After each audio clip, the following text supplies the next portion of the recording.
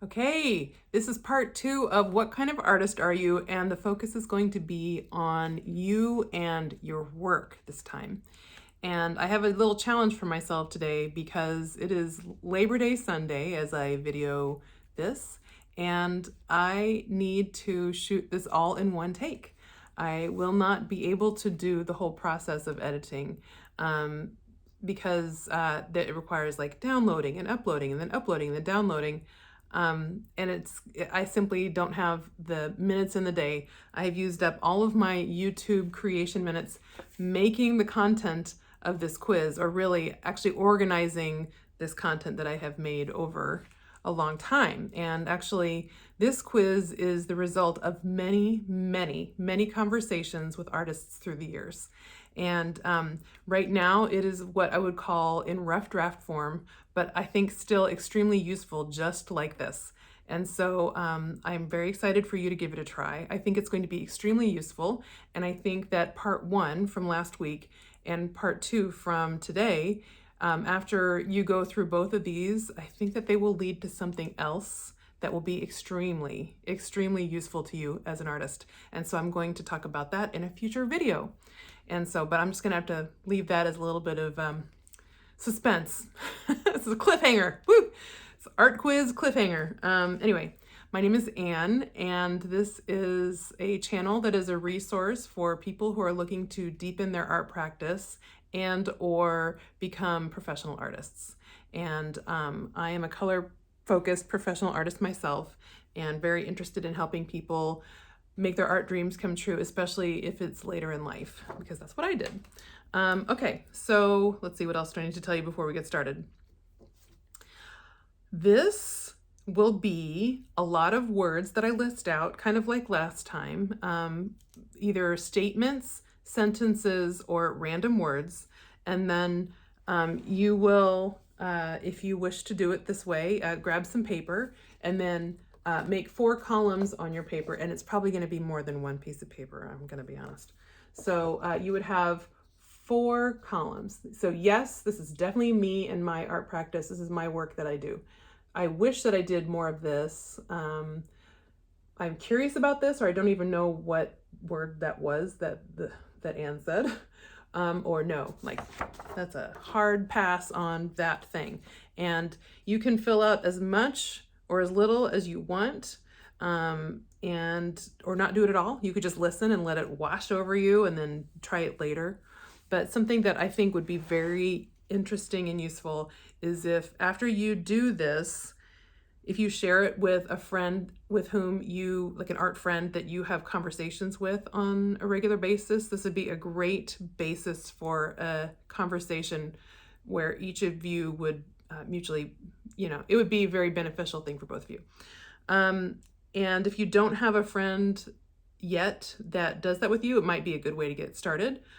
And if you don't even know who you'd want to get it started with, I think also it would be very interesting for you to put some of your reflections in the comments below and to comment on each other's comments. And maybe we can start some conversation threads about some of these ideas, because this has to do with all aspects of your work. And I feel like it's all relevant. Some of it might feel random. It's still in process of being organized, but I think all of it will be provocative in a good way. So without further ado, I'm going to attempt to do a PowerPoint presentation, analog style, right here on pieces of paper. So that's how we're doing it today, because we're doing it all in one take, right? It's gonna be great. All right. So if you need to hit pause to get a piece of paper and a pen, great. Or don't do that.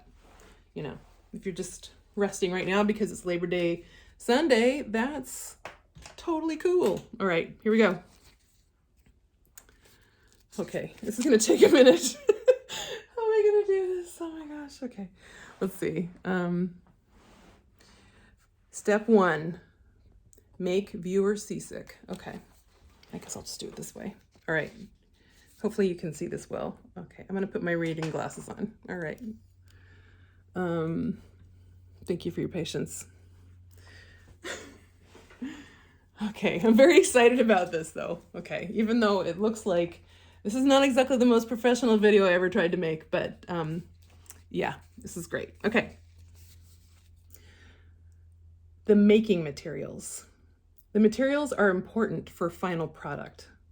Experiencing the materials is important to my process. I could make art with literally anything, materials don't matter to me.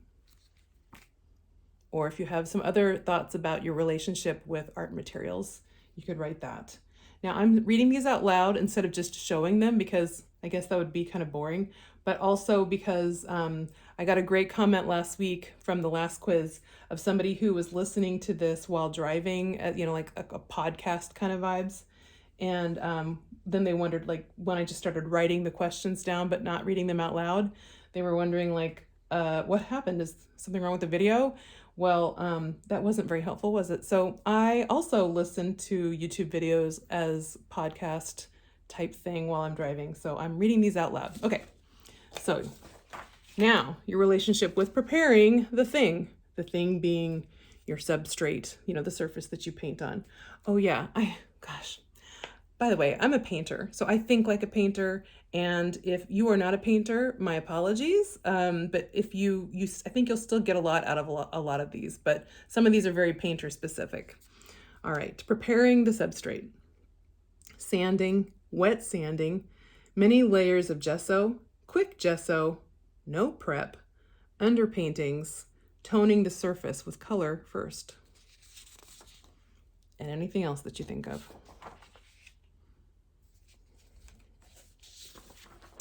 This is about the making experience.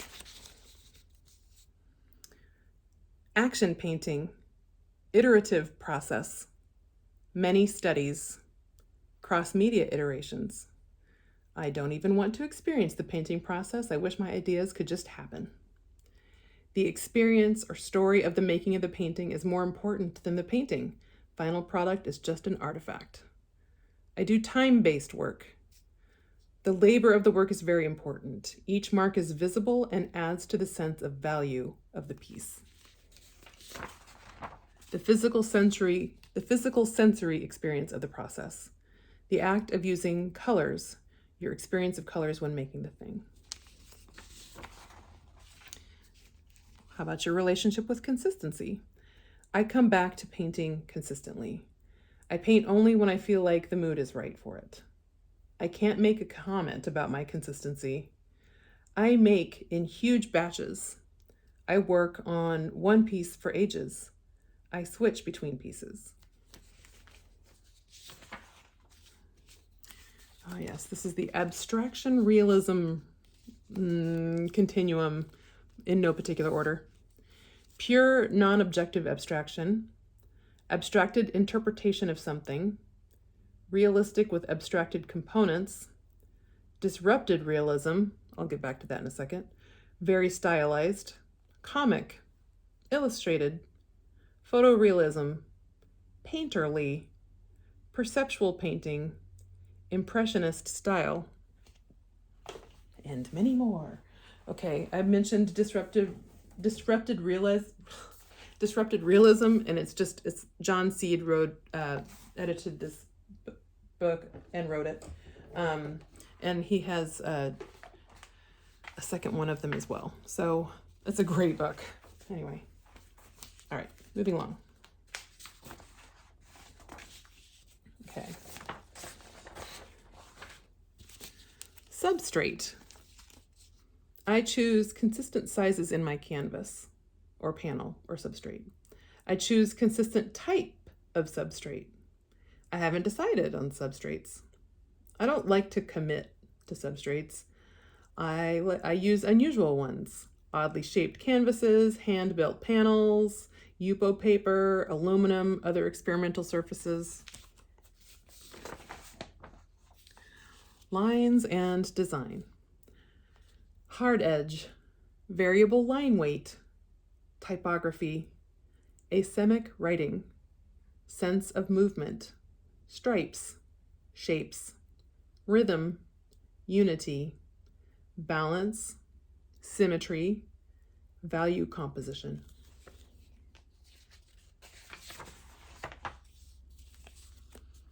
Space, how you deal with space. Depth, illusion. Okay, I'm going to say it. Trompe l'oeil. White space, flatness.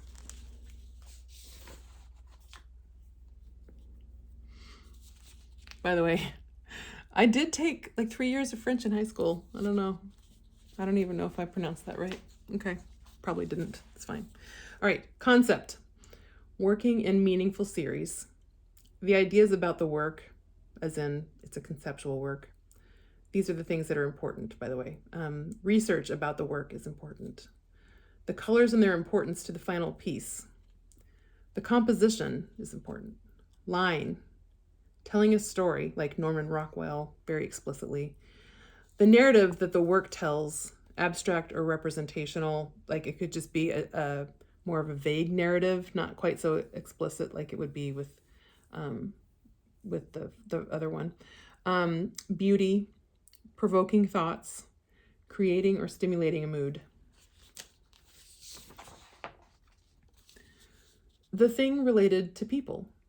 Social statement, impressive to the art world, profitable work, beautiful, makes people slow down, makes people happy, paintings that people find comforting, life-changing, a painting that serves as something else, images that serve a useful purpose, like illustration.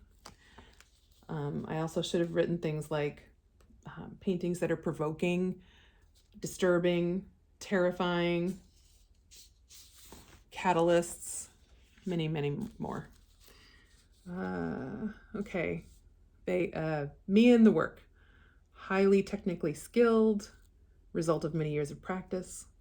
I paint to express myself, investigate the world, investigate the painting process. Time and place. The permanence of the work is important to me. The impermanence of the work is important to me. It's a place-specific work. Me and history. Oh, wait. One second. Time and place. There should also be like, I make time-based work. I should have written that too. Okay. Me and history. Artwork that is grounded in historical precedent. I seek innovative techniques. I don't know where this idea came from. I respond to current culture. I love to engage with trends. Size.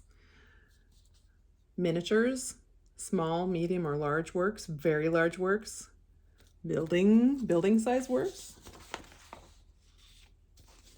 I guess it could go bigger than that, but anyway. Signing the thing. Do I sign in front, back, side, nowhere, separate document? Do I sign with my initials, entire name? Do I print or do I do cursive? Is it something stylized only for paintings? Do I use a special symbol? Texture. Ultra smooth, dimensional, rough, tangible brush marks, ridges or something else made by painting tools. The texture of the substrate, like wood grain, canvas, watercolor paper. Your tools.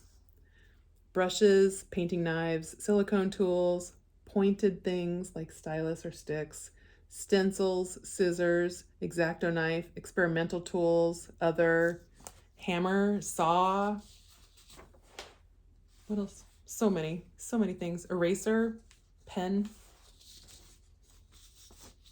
eggbot. Okay.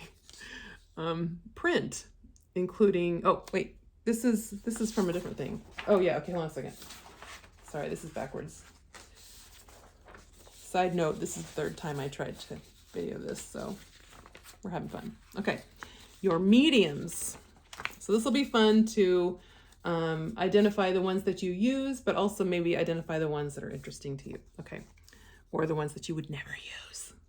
Okay, your mediums. Acrylic, airbrush, assemblage, found objects, batik, dye, chalk, charcoal, clay, including polymer clay, cold wax, collage, colored pencil, crayons, such as Conte or wax pastels, etc., digital, encaustic, etching, fiber arts, fused glass, glass mosaic, gold leaf, gouache, graphite, ink, lithograph, marker, metal point, mixed media, multimedia, oil, oil sticks, paper mache, pastels, photography, plaster, pure pigment, print, sand, stamps, stencils, watercolor. Now let's talk about the finished surface. Do you varnish glossy or matte, satin, variable on one piece, or depends on situation, or not at all? Is there a reason why? Do you finish with wax or a frame behind glass?